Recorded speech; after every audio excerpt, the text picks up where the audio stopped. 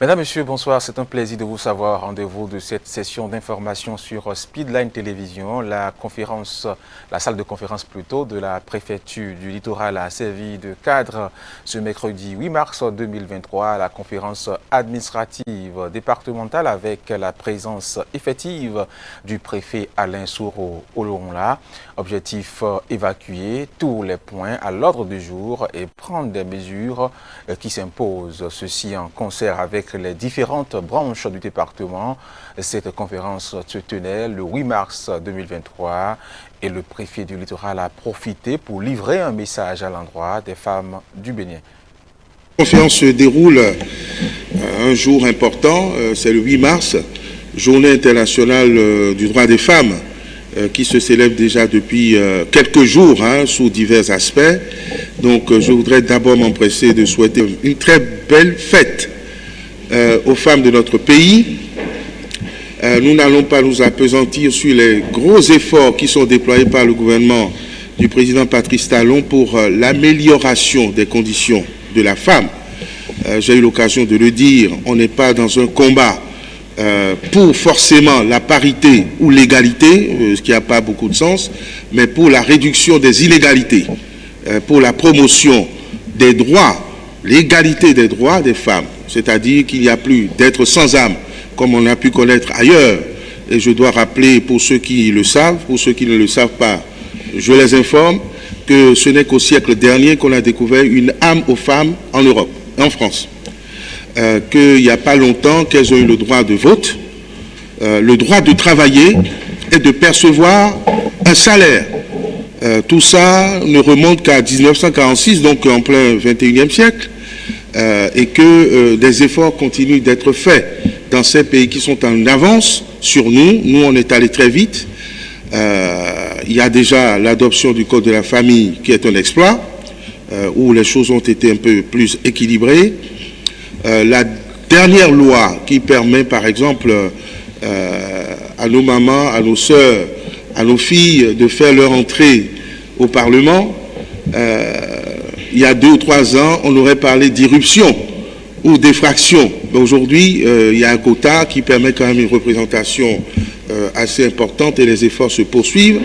Les lois qui sont votées pour prévenir et réprimer les violences faites aux femmes, les différents projets en cours, la création de l'Institut national de la femme qui joue un rôle autre que de décoration, la promotion, c'est vrai, on s'en plaît encore, mais ça se poursuit, de nos sœurs, de nos mamans, dans les différentes administrations, les différentes instances de pouvoir, et j'en passe. Il y a des projets, un projet que nous connaissons beaucoup ici, le projet Suède, et d'autres projets, donc il y a une attention particulière qui est portée sur le genre, et qui permet de réduire les inégalités et de remettre chaque être humain à sa place.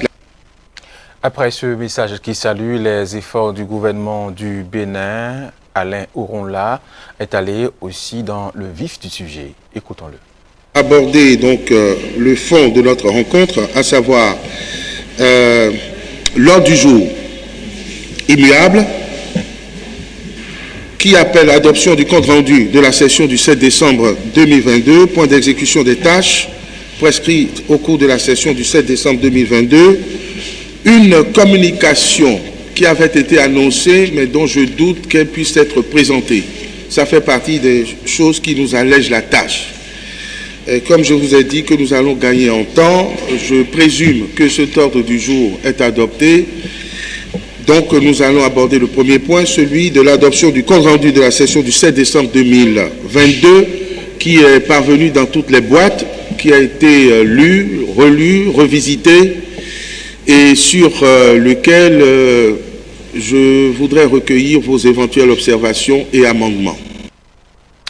Et parlant toujours des femmes, comment les athlètes femmes arrivent-elles à gérer la maternité et le sport? La basketteuse béninoise Isabelle Yacoubou s'est confiée sur son parcours complexe et contrarié de maman athlète entre immense bonheur et sentiment d'abandon, suivant l'athlète béninoise.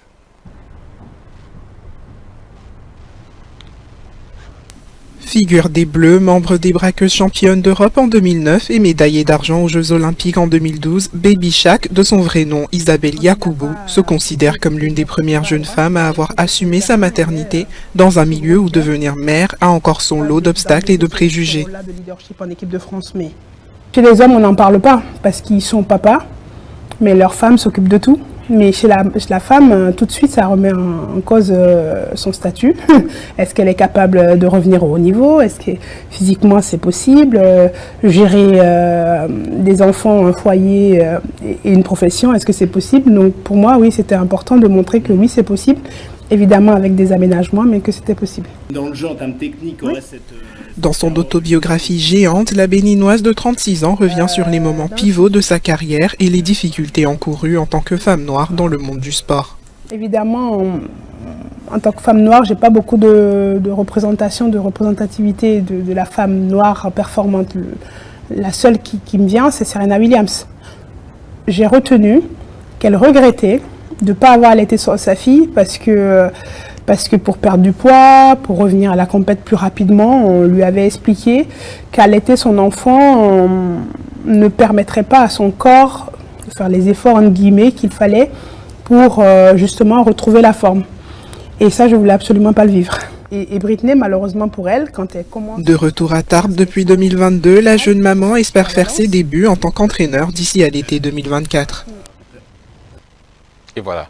Le secrétaire général de l'ONU a jugé mercredi capital de prolonger l'accord sur les exportations de céréales ukrainiennes conclu avec la Russie, le test vital pour l'approvisionnement alimentaire mondial qui expire donc le 18 mars prochain.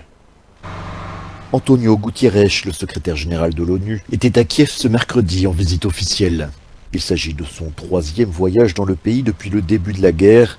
Il a rencontré le président Zelensky pour discuter de la prolongation de l'accord sur les exportations de céréales et assurer les autorités ukrainiennes du soutien de l'organisation. This is my third visit to Ukraine in less than a year. My third visit to show our full commitment and to help seek solutions. The position of the United Nations, which I have consistently expressed, is crystal clear. Russia's invasion of Ukraine is a violation of UN Charter and international law. The sovereignty, independence, unity and territorial integrity of Ukraine must be upheld within its internationally recognized border. L'accord sur les exportations de céréales ukrainiennes a permis depuis sa signature en juillet 2022 d'atténuer la crise alimentaire mondiale provoquée par la guerre. Ainsi, quelques 20 millions de tonnes de céréales ont été exportées, mais après avoir été reconduit mi-novembre pour l'hiver, le texte expire à nouveau le 18 mars prochain. Ainsi va le Bénin et le monde ce jeudi 9 mars 2023. Mesdames, Messieurs, merci de l'avoir suivi notre édition. Portez-vous bien et à demain.